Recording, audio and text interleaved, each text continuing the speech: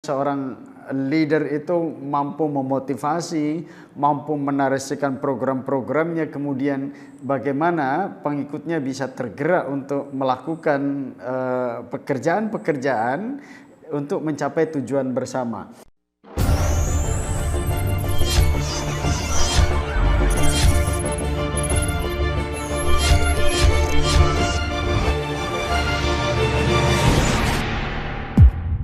Assalamualaikum warahmatullahi wabarakatuh. Kita coba kaji lagi tentang kepemimpinan ya. Dalam konteks ini bicara kepemimpinan transformatif, paradoksalitas leader dan manajer.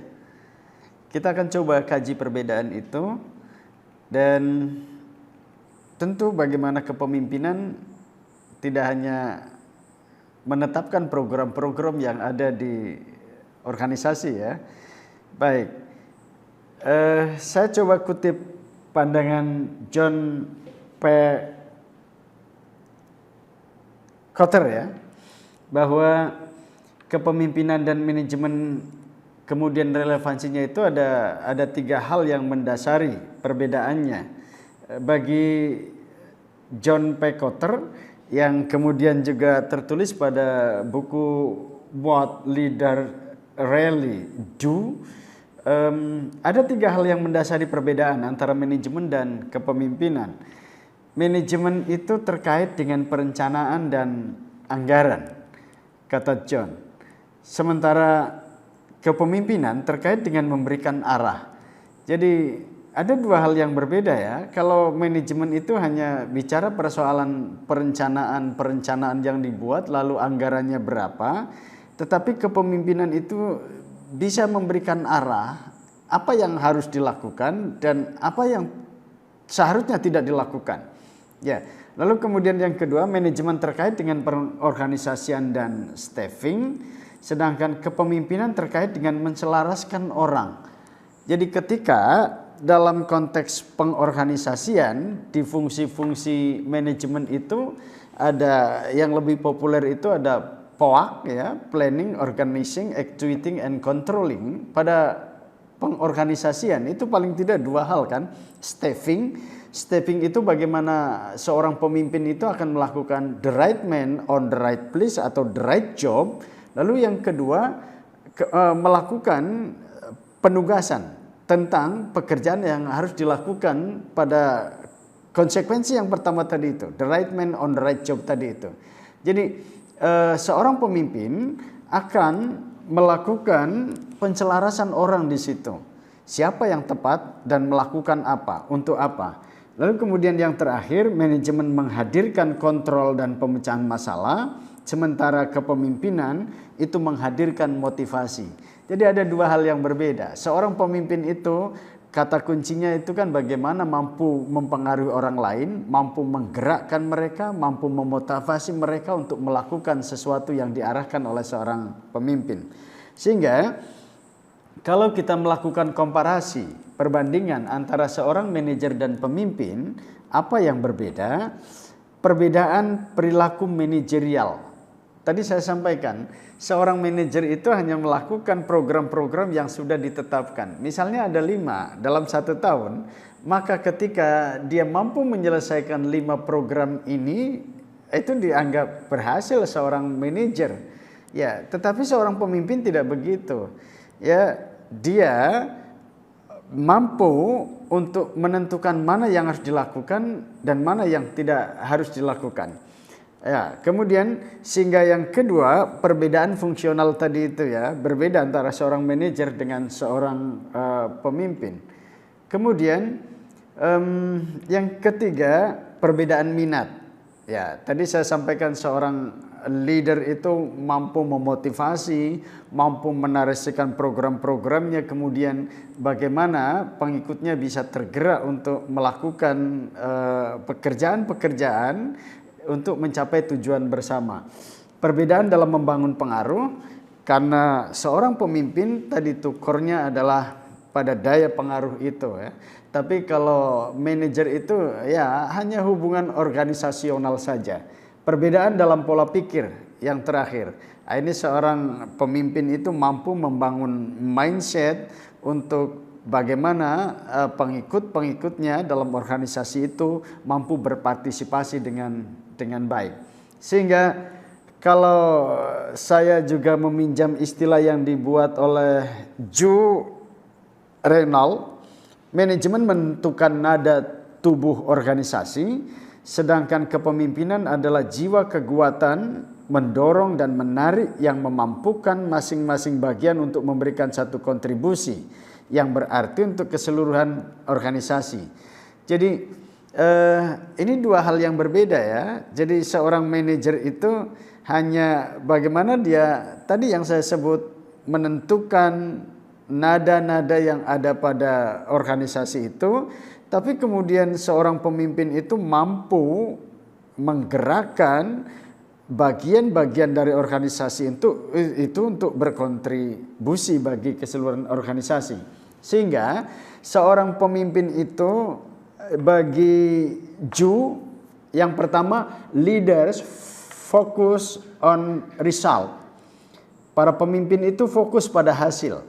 Ya, tentu dengan pendekatan proses yang dilakukannya, lalu bagaimana hasil yang akan diraihnya. Lalu yang kedua, leaders bring order to chaos.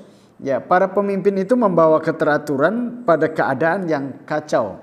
Jadi begini ya, seorang pemimpin itu harus menjadi konduktor yang baik untuk menselaraskan irama-irama yang kacau itu ya. Jadi sehingga menjadi sebuah nada yang simfoni yang indah untuk didengarkan. Ya, dan sangat mengasihkan gitu. Jadi tidak boleh suara gendang itu sampai suaranya kenceng sendiri, seruling juga begitu, gitar juga begitu, tapi mampu diselaraskan dengan baik oleh seorang pemimpin. Lalu yang ketiga, leaders optimistically focus on the future. Para pemimpin itu dengan optimis memusatkan perhatian mereka pada masa depan.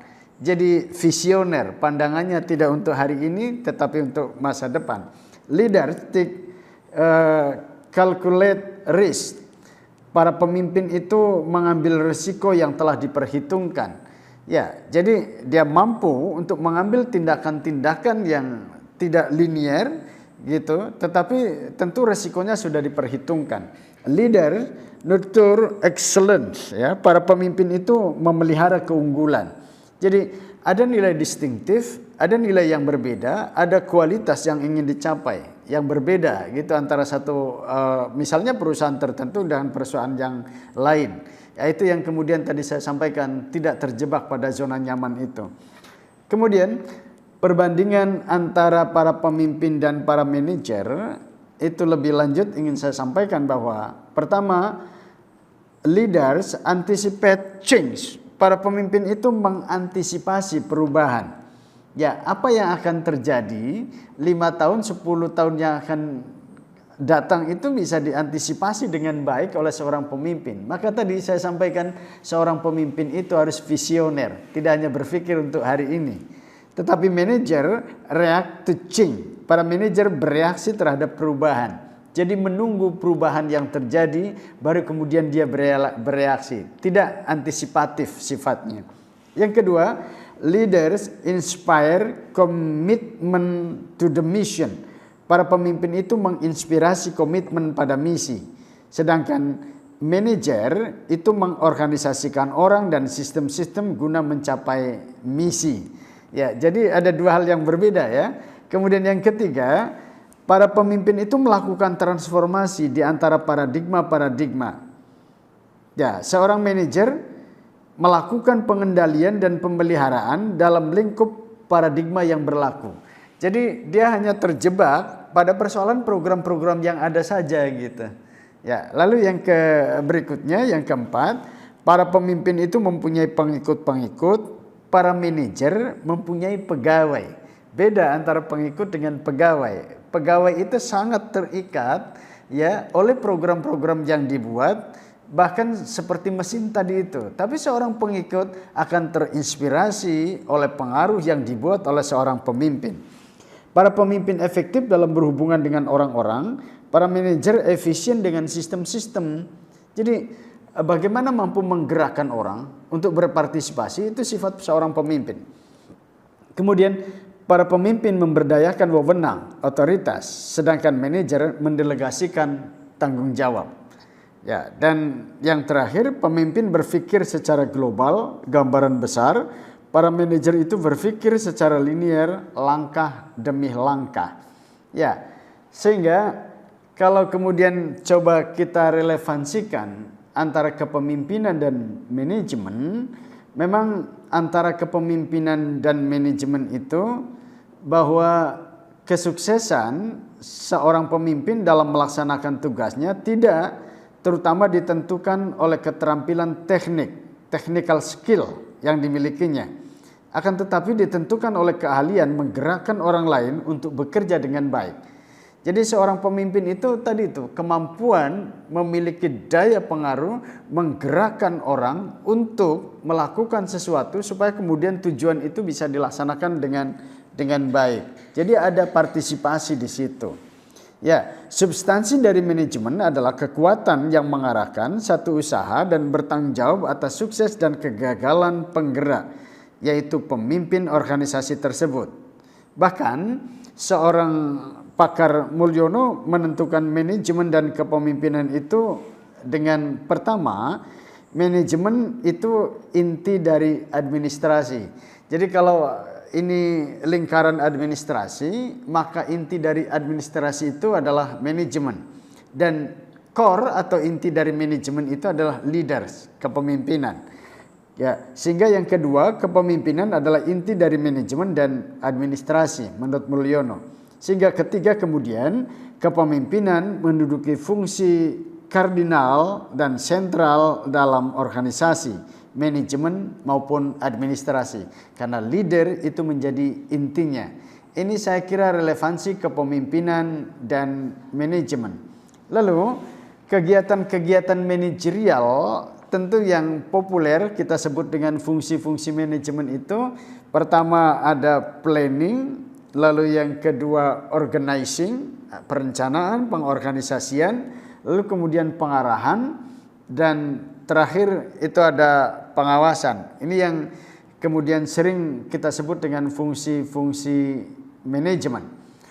Kemudian satu hal yang penting bahwa elektabilitas melalui keterampilan-keterampilan kepemimpinan. Ini ada hal yang harus dikuasai oleh seorang pemimpin, ya. Pertama, keterampilan teknis. Keterampilan menampakkan pengetahuan teoritis ke dalam tindakan praktis. Kemampuan memecahkan masalah melalui taktik yang baik, atau kemampuan menyelesaikan tugas secara sistematis. Keterampilan teknis ini biasanya dimiliki oleh orang-orang yang menduduki jabatan tingkat menengah dan atau tingkat bawah. Ya, saya kira keterampilan teknis ini juga menjadi sesuatu hal yang penting, ya, supaya kemudian dari sisi teoritik itu bisa dilakukan pada tataran implementatif, praktis. Keterampilan teknis ini seperti menyusun laporan, pertanggungjawaban, menyusun program secara tertulis, membuat data statistik, membuat keputusan dan merealisasikannya, kemudian keterampilan misalnya mengetik, menata ruang dan juga membuat surat. Ini biasanya ya dilakukan oleh orang-orang tenaga teknis, ya. Tadi itu yang tingkat menengah dan tingkat bawah. Lalu berikutnya keterampilan hubungan manusiawi. Keterampilan untuk menempatkan diri dalam kelompok kerja dan keterampilan membangun komunikasi yang baik untuk menciptakan kepuasan kedua belah pihak. Ini juga penting, ya, sebab tadi itu hubungannya tidak hanya hubungan mekanik atau mekanisasi, tetapi harus ada hubungan manusiawi itu, sehingga kita mampu menjalin komunikasi antar sesama kelompok untuk bisa memuaskan masing-masing. Nah, hubungan manusiawi ini akan melahirkan suasana kooperatif dan menciptakan kontak manusiawi antara pihak yang terlibat.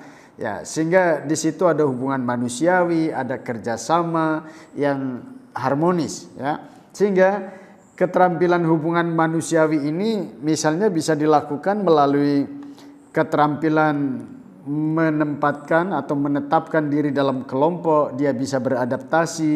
Lalu yang kedua, keterampilan menciptakan kepuasan pada bawahan, Karena tentu kita bicara persoalan kualitas itu kan bicara persoalan kepuasan ya. Lalu yang ketiga, sikap terbuka terhadap kelompok kerja. Ada transparansi yang tadi saya sampaikan. Kemudian penghargaan pada nilai-nilai etis, ya ada sesuatu hal yang pantas untuk dilakukan dan tidak untuk dilakukan. Yaitu nilai-nilai etika ya. Kemudian pemerataan tugas dan tanggung jawab. Jadi ada pendistribusian yang jelas ya, siapa pegang apa dan siapa perannya apa. Lalu etikat baik, adil, menghormati dan menghargai orang lain. Dan yang berikutnya adalah keterampilan konseptual. Yang terakhir ini keterampilan konseptual. Keterampilan ini juga saya kira menjadi sesuatu hal yang penting karena seorang pemimpin juga kalau kita ingin melihatnya dari sisi elektabilitas, dia mampu membuat konsep, gagasan, ide demi kemajuan organisasi. Gagasan, ide-ide tersebut kemudian dijabarkan menjadi rencana kerja yang disebut proses perencanaan atau juga rencana kerja. Termasuk juga memiliki visi yang jauh ke depan, ya, visioner, misi yang jelas, program kerja yang terukur, real, strategi dan terus menjaga nilai competitive advantage sebuah organisasi. Atau juga keterampilan konseptual itu merupakan kecakapan untuk memformulasikan pikiran-pikiran, teori-teori, lalu kemudian melakukan aplikasi melihat kecenderungan berdasarkan kemampuan teoritis yang dibutuhkan dalam dunia kerja.